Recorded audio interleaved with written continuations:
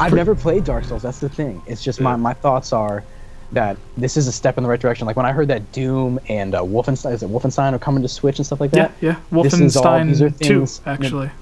Nintendo, since the GameCube, has like shied away from hardcore rated M games, and I think that's really affected them negatively, which extends to third parties, right? A lot of third parties go that route.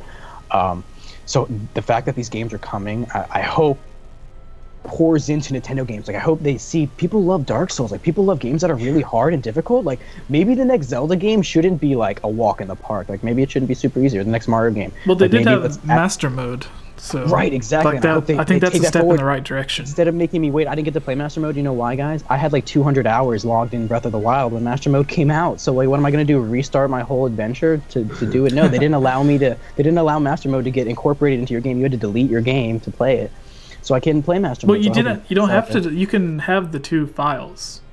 Right. You can make. Yeah, I know you can make another. But account. You do have to start over from. I start over, exactly. 200 hours worth of gameplay. You know how many Korok seeds I had? So many. Yeah. So Axel, I actually wanted to ask you earlier about this whenever Matt gets done, but I've seen some of your posts from your adventure in Breath of the Wild on Facebook. You're posting your screenshots. Are you just starting it, Axel? I have not played any computer games or video games during my entire absence. Wow, that's a bombshell, man. So I'm going into Breath of the Wild completely, well, not completely blind. I know a fair amount about the game, but I don't know everything. So, for example, I was about to leave the Great Plateau, and someone was like, "Oh yeah, there's a mini boss there." I'm like, got it.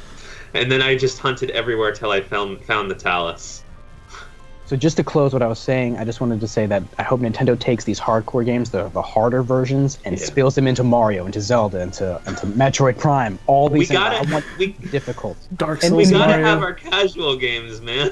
Well, that's all they do, man. All they have is casual games, in my opinion. Especially for the past couple of years. I think that's why. Funky mode. Yeah, exactly. You know, I think that's why. Dark Souls funky mode. I really feel like that's why Switch is doing so well, is because they're branching out into these more hardcore games and third-party games that a lot of people like, you know, not just the kids. I agree with you. I only have one. Like, people do give Nintendo a bad rap, I think. That it's important to recognize that there actually were legitimate reasons for some company. They were a toy company. Yeah. Well, I was just going to say there's legitimate reasons for some of the things they've done. So, for example, you said the GameCube. The GameCube did have mature titles. There was a concerted effort to have that. The GameCube was not a big success, to my understanding. No, it wasn't. And you notice they 180'd from that. They did the Wii. That's true. Aside from the Wii U, the GameCube is the least selling home console they've ever had. Yeah. And the Wii, as much as it's made fun of, was a stupendous success. Like, humongous, huge, gigantic. They tried to do both the casual and the hardcore experience with the Wii U, and for a number of reasons it seems like it didn't pan out. It's important for them to do both with the Switch, and they seem to be doing it. Like you said, it seems like it's a really good direction. I'm not gonna lie. When I just decided, okay, do I try to get a Wii U to play Breath of the Wild, or do I get the Switch? And I was looking at the library, and then I saw Doom on the Switch. I was like, it's gonna be a Switch. Yeah, I remember when. And then I was like, oh wait, is there Smash Brothers on the Switch? And I was like, oh, I made a huge mistake. Yep. True. So true. Yeah.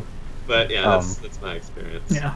But let me tell you about Dark Souls. I've never played it. It's a series, and I have a lot of these. I've never played them, but I know a lot about them. Same. I probably know more about Dark Souls as a series than I do about Breath of the Wild. Oh, wow. Okay. Yeah. And I've never played it, so just... Yeah, no, me neither. Nice to finally play it, yeah. I just know the psychology of these things. So if Nintendo has it on their system, Numa will play that game, right? Eventually, he will get his hands on Dark Souls, right? So you got to think, how's that going to affect him? Because he said that about Zelda, right? Breath of the Wild, he said he played Skyrim, and these other games, and it affected him. So when he plays these hard games, he's going to realize what is fun about it, what is not fun about it. And that's going to go in his brain, you guys. His neurons are going to absorb that information, right? And then the next Zelda game, I hope he just takes all this, and we have just a masterpiece of a game.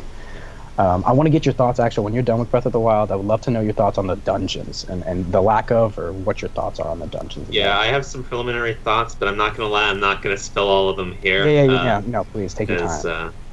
I will say this, I have been, tweeting my playthrough of the game, and I need to get back to doing that. I dropped doing it tweeting anything for a little bit, so I need to do that some more. Yeah. But yeah, it's definitely an interesting game. It's a fundamentally intriguing direction. within the Zelda series, the existence of Breath of the Wild is honestly fascinating. It's amazing. Yeah.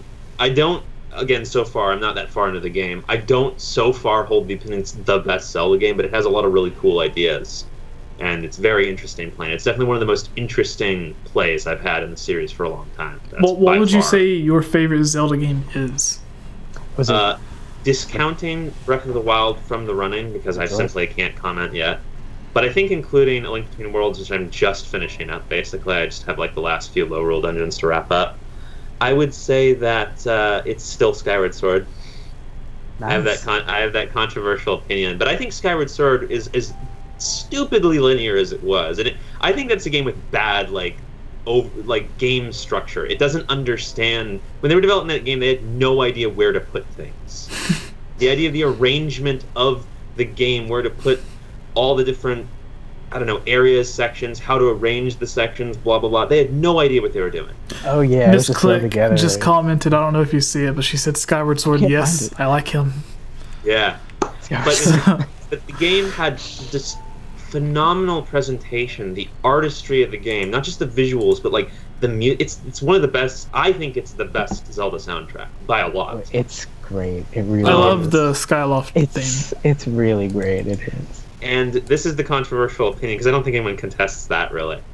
I think that Skyward Sword has some of the best level design of the series. And I don't just mean dungeons, I mean the overworld sections, too. Oh, yeah. But not really, like, if I was going to say, okay, Linear Desert, yeah, it's stupidly linear, blah, blah, blah. But when I go through each individual part, ignoring, like, that I just went in a straight line from point A to point B, but I'm going through each individual part, the way the enemies are laid out, the way the gameplay flows, the way there's challenges that I have to overcome, all the puzzles I have to solve, all the things I have to get past. It's just, I don't know, there's this fundamentally great understanding of, this is a weird way to put it, but I think it might be the best way to put it, or at least the best one I've come up with. Game design, and especially level design, is about asking players questions. It's about, what are you going to do here? How are you going to get through this? What do you want to do here?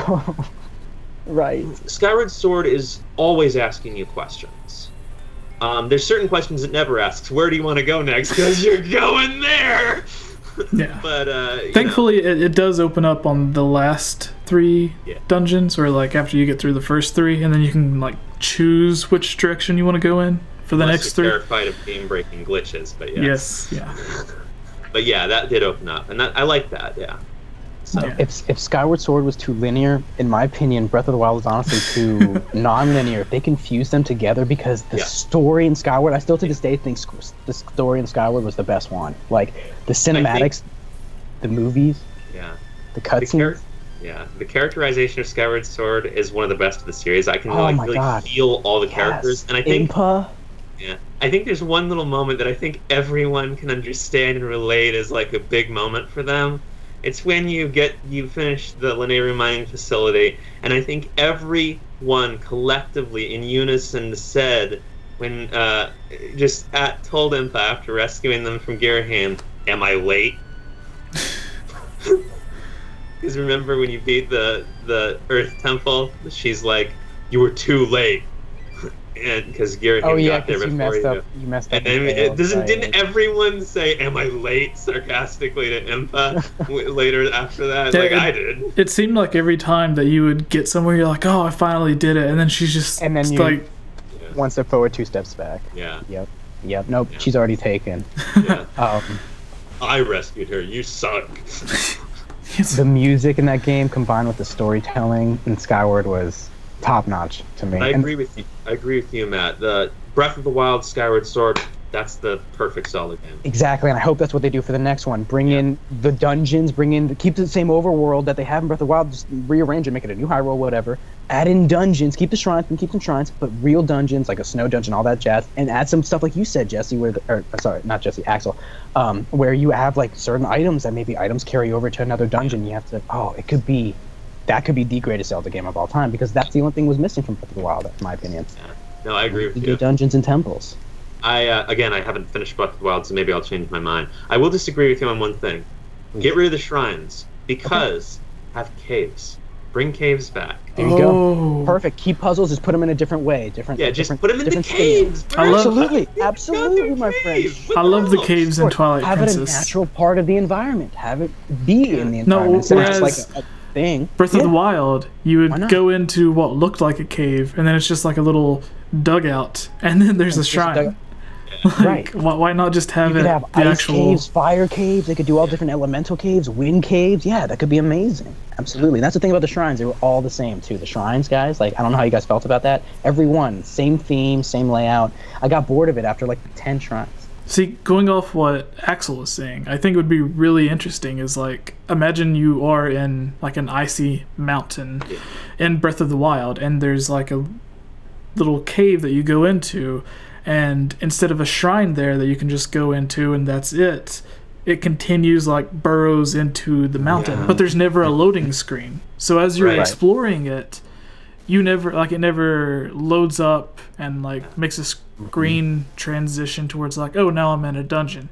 It just naturally turns into a mini dungeon as you in Breath of progress the Wild, through it. they had that, but it was just a cave, and it would just be nothing in the end. Maybe a couple rocks that you would break. There would be no dungeon. Like, so they had the right direction. Just push it a little. Think about it like, sorry, what were you saying, Axel? I was just gonna say, I do think they should continue to do what Skyward Sword did, the big epic intros when you enter the full proper dungeons. Though I thought that was cool. Where he walks in and looks around and he looks terrified. That was cool. So good. Yes, it gives you a feeling of terror and curiosity. Oh, what was that, Skyward Sword? Yeah. Where, you know, when Link walks in and makes a scary noise. They did something. I remember one of the interviews where Al Numa said they put a lot of work into not only letting him react to the dungeons, but like they did a thing to where if he's going into like the fire temple or whatever, where the heat's hitting him, he actually like he blocks the heat from hitting his face. Yes, the attention to detail and amazing. But moving away from Nintendo and the Nintendo Switch Zelda, yes. On the PlayStation, we have some upcoming games that are, I would say, Zelda-like. God of War, whenever it first came out, I remember the director of the game, whenever he was first talking about it, he was asked, like, what is God of War? This was before it came out. He described it as a mature Zelda game. Like, that was his best way of describing it. I would say, like, it's a mature, very, very linear Zelda game, but the new God of War that's coming out is supposed to be like a refresh of the series. It's, you know, it's just God of War, not God of War 4. So it's supposed to be a little bit more open world-ish. Like, it still has a narrative that it pushes you through, but there's a lot more exploration and stuff added into it. And I wanted just quickly, because we talk about Nintendo so much on the podcast and the channel, I wanted to get both of your guys' thoughts on not just God of War, but Shadow of the Colossus and maybe another upcoming game, because these are games that, like, if you, Death Stranding, I'm really looking forward to it. We don't even know how that game works. We don't even know what genre of game it is, and we're all hanging on the edge of our seats. Have you seen the trailers, though, dude? I think I didn't see the most recent one. Crap. Can we just cut this short? Can I go watch the trailer? My mind. Okay, we have to. Okay, first, Axel, you can go ahead, talk about what is it, Shadow Colossus and God of War, and then I'll comment. I don't want to take the spotlight. Oh, Jesse's. I can't hear Jesse. Jesse? I really pressed the button. I'm stupid. Forgive me. Okay. So, good. You go. What I was like, the reason that I wanted to talk about this specifically, like, if someone who doesn't have a Switch, someone who doesn't have a Wii U or whatever, but they still want to have a Zelda-like experience. One of the games that I think is closest to that is like Darksiders, obviously. Ooh. But keeping it with, like, in terms of new games coming out, God of War, like the way it has its dungeons, there's like new items or upgrades you can get inside those dungeons, and then it ends like bosses. Zelda with a big boss fight. So which is basically what Darksiders does. But with God of War, I just wanted to see, like, what your guys' opinions on the game, like if you've seen any of the trailers coming up, or like thoughts on the previous games, starting with you this time, Axel. Matt should go first. Oh, okay. He probably knows more about God of War than I do. Well, I don't know too much about it. I haven't played them. So, but I've been keeping up on it. My friend played the first 3, and he always told me I need to play them. And I saw them; they look like a bunch of hack and slash type games to me. They are, that's the general. Which seems fun. But once I saw the trailer for this one, it absolutely piqued my interest. Because Zelda started to come up with that exploration that actually there's a world that you kind of go through. You got to collect things. You have to do things before, instead of just killing enemies, which it seems amazing, by the way. Don't get me wrong, but the combat in this game seems impeccable. Yeah. I think that the graphics are almost second to none as well. Yeah. It looks very, very well done, very polished. But as far as actual gameplay, I can't say. I haven't played it myself. I haven't played any of the God of War, so I'm just excited for it, personally. Yeah, the big thing about this God of War is there's a lot of people complained about Kratos, the main character, being just one-dimensional. Like, he was just always in rage mode, and that's it. Okay. Like, in cutscenes where he would just be, like, casually talking, it's him screaming at the top of his voice. Okay. So, like, Exactly. He seems more human. Yeah, in this one, he has a son with him. He's showing a lot more emotion. So they really took the time to develop the character as an actual character, not just some roided up guy that's just pissed off at the world. So I think it's interesting like that, and I hope where they said it's more open world-ish, I'm hoping that it is more Zelda-like in the way that the dungeons had always been kind of based off of Zelda games, but it just took you from from point A to point B. There was no real room to room. Yes, there's no real exploration. So I'm hoping with this one it kind of dives into more of the traditional Tomb Raider-esque or Zelda-type games. But with the other game, Shadow of the Colossus, are you more familiar with it, Axel? Yeah, God of War is a series I never played. I was sort of interested in it, but I also first heard about it when I was a lot younger and a lot less prone to watching anything that had a lot of violence in it. Sure. I'm against highly exploitative entertainment in general, but that doesn't mean I don't get into it sometimes. I mean, my favorite manga is Berserk, which is a horrific bloodbath. So, Okay.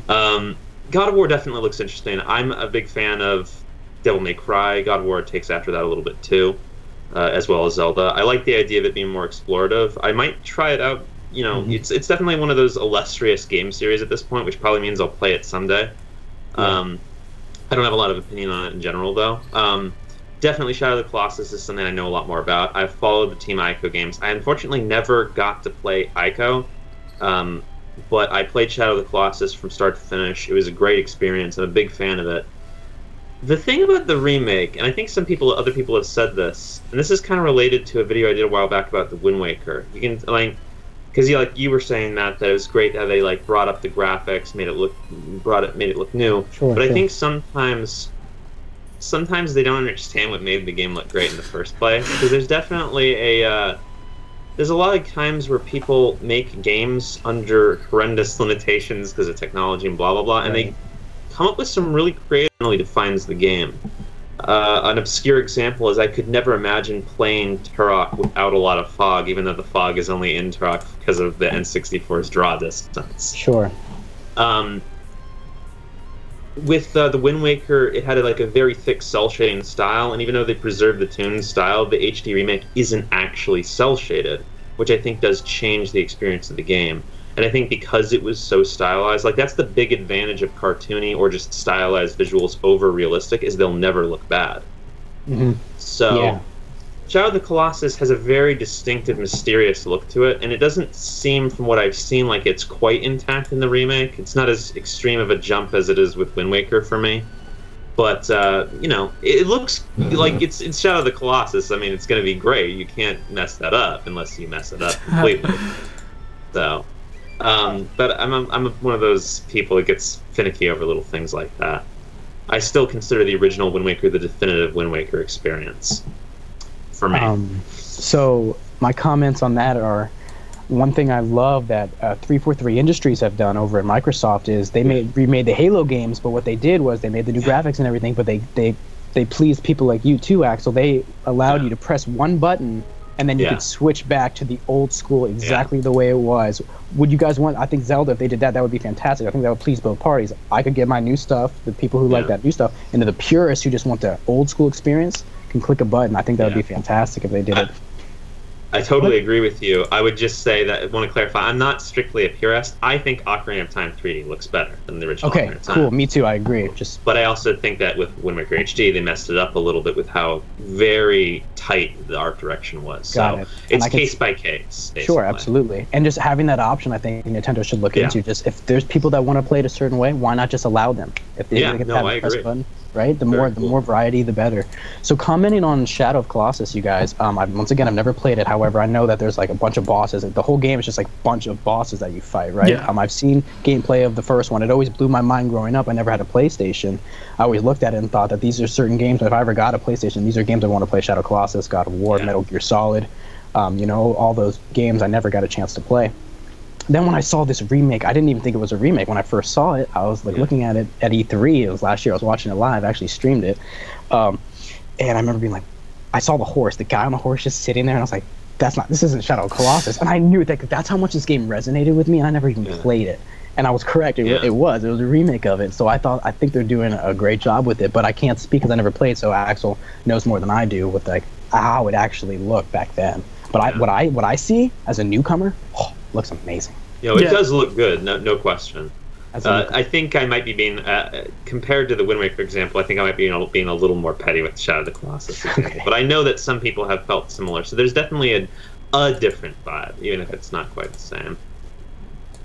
Yeah, Shadow of the Colossus, for me, I talked about this a little bit with Axel on just like normal Discord back and forth messages, but the original Shadow of the Colossus, it was supposed to have a lot more actual colossi, I guess you pronounce it. Like 30 or something. There's supposed to be a lot. Yeah, it was like 20 or 30 or something like that. So they released concept art and stuff, and they released the actual HD port of Shadow of the Colossus on the PS3. It was bundled with HD version of Ico.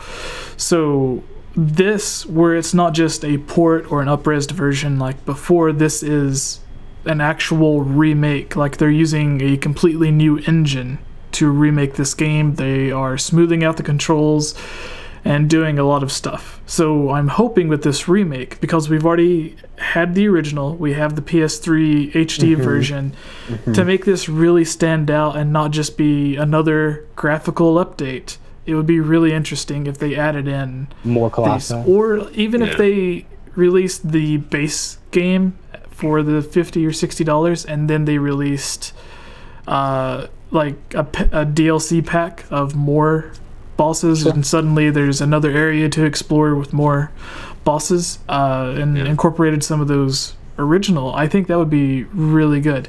The one thing I want to say is PlayStation has their focus on PSVR now.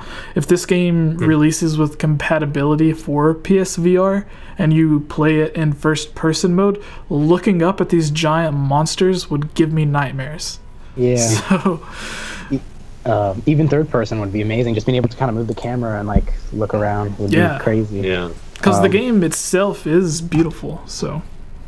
Wow. One comment on Team Ico. I know that they do really, really incredible music. I don't know how I stumbled across this one song. Any of you guys that know them, there's a song that they have. It's called Heal, like Heal, and I think it was for the game Ico. And it's a very short song. It's very upbeat, just happy, and I came across it one day and I love it. Their music is incredible too. So I'm excited if I play the game. I gotta get a PlayStation. Once I do, I'm gonna get all these games, and can't wait to experience the music as well.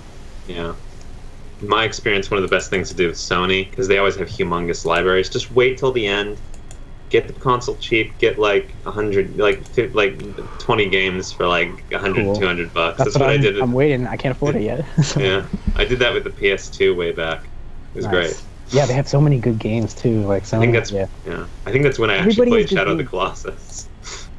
All consoles, everybody has good games. I love everybody, all the companies. Nintendo's my favorite, though. Yeah, they like PlayStation, Xbox, Microsoft. They all have really great games. Gears is great. Halo's great. They're all good. Yeah, I basically play everything. Like, I was just playing League of Legends earlier today, so, you know, I could play all kinds of different games, so. Absolutely. Yes. I've always favored Nintendo, but I always liked all the different companies. Same. Because when people say, like, oh, like I hate this company, hate this, but I'm like, what about those games, though? Like, what about that? It's amazing. Yeah. So, for example, I played Halo, and that's completely unlike Zelda. Yeah, completely. It's still good. The music, it's like, Oh, the music. Amazing music. Yeah, both games, like, Ico was really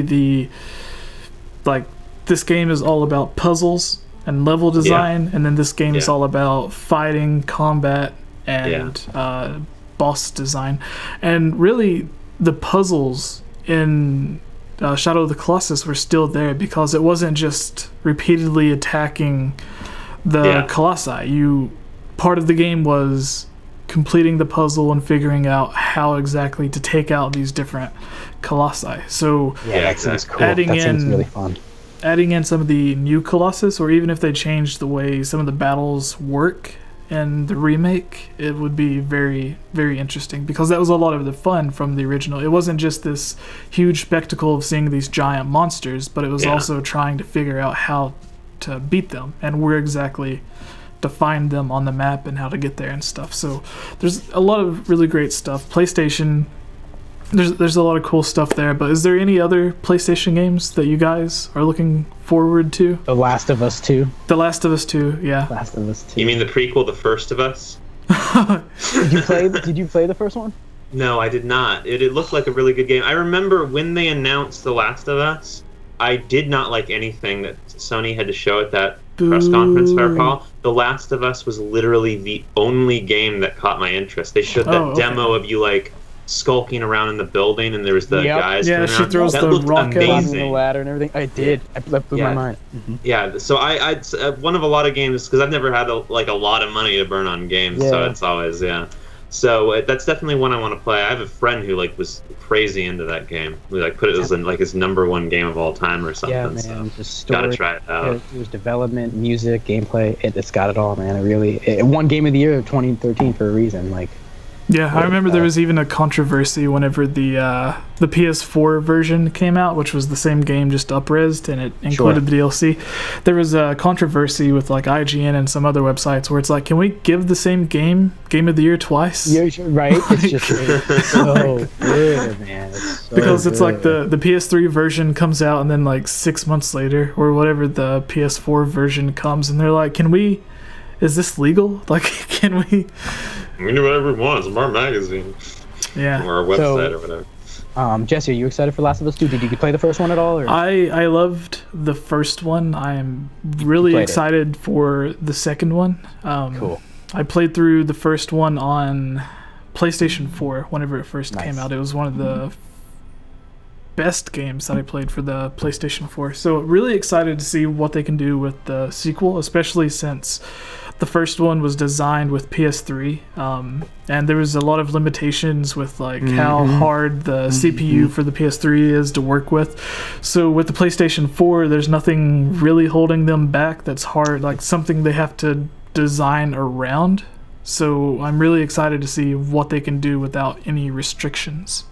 Yes, and Axel. they're finally doing motion capture on the face. Sorry. I just remembered an actual example, because you're asking what other PlayStation games are you thinking of. And you mentioned it earlier, so it's perfect to talk about. Darksiders 3. Oh, yes, yes. Big Darksiders fan, huge Darksiders fan, because it kind of blends that Devil May Cry combat, like I was saying. I like Devil May Cry, and it has, the Zelda-style gameplay. Darksiders 2, I think I might like better than most Zelda games. Well, not most, maybe, but a fair number of Zelda games. Wow, I really liked it. Oh, it's so good. Are they like Zelda? It's exactly the same fundamental formula as Zelda. Save a princess? You walk around... What? You save a princess? No. Because that's... Okay. But it's the same. You explore the overworld, you ride a horse, you go to a dungeon, you get a dungeon item. A lot of the ones in Darksiders 2 don't have dungeon items, but when you do get one, it's a big deal. Yeah. Cool. That's because they have a lot of dungeons. There's good music, too? Good music? Oh, the first one's... There's one or two good tracks. The second one is a stupendous soundtrack. Awesome. To the point that when I do my writing or my game design stuff, I always listen to music kind of as an inspiration, and I imagine that song being in the game. Obviously, I'd have a new soundtrack, but that's what I imagine. A lot of the Darksiders soundtrack made it into my Zelda style game designs. So it's just good stuff. Sweet. It's definitely a very different visual experience. It's more like gritty comic book kind of vibe. It's only PlayStation then, Darksiders. I don't remember for sure. Is it exclusive? I don't know. I just know that that's probably what I'll get it on rather than Xbox. Okay. Unless it's on the Switch, and then I'll just probably I don't know about Darksiders 3, but Darksiders 1 and 2, I think they're both on PC, PlayStation, Xbox, and they are. Darksiders 2 I know is on Wii U, because I bought it for the Wii U. Yeah. I don't know if Darksiders 1 is, but I think they've all been remade for the PlayStation 4 and maybe the Switch. Right. So I'm not sure about that though. Darksiders 3 looks really good. And the good thing about both games is in the first one, you play as War, and in the second one... the character? From the first one, yeah. And the second one you play as Death. Yeah. So both games play... spiritual stones. I don't have anything video game related next to me. Sorry. Yeah. 3 spiritual stones. So Darksiders 1 you play as War, which is kind of like the big muscly, slower brute. Yeah. And then in the second one you play as Death, which is like the faster, stealthier. Cool. I would like that, like quick, nimble, like nice. Darksiders 1, Axel. This is a question for you, because I played it for PS3 around the same time Skyward Sword came out. I think maybe. Anyways, there was one of the dungeons in Skyward Sword, like the second temple that you go to, where you are on the ball and you're walking around on top of the ball to stay away from the lava. Yeah. There was a puzzle almost exactly like that in Darksiders, where you have to like stand on the ball and like balance yourself. Right. If I'm remembering correctly. I vaguely remember that, I think. Yeah. But I remember, I know they didn't, because both games had to be in development at the same time. It wasn't like they had time to copy one another, but I thought like both situations were really like too eerily similar to be a coincidence. And then in Darksiders there was the puzzle towards the end with like the portal gun. Oh yeah. So like it seemed like, oh, we're a fan of this game, so let's just use this, or we're a fan of that game, so let's use that. But that's definitely Darksiders 1's kind of like original makeup. I think Darksiders 2 is an example of a game that makes its own identity a little better. Yeah. All right, so we finally moved on to the last portion of the podcast, the questions, which Axel should be very familiar with since. Well, hey there, guys! I'm Axel.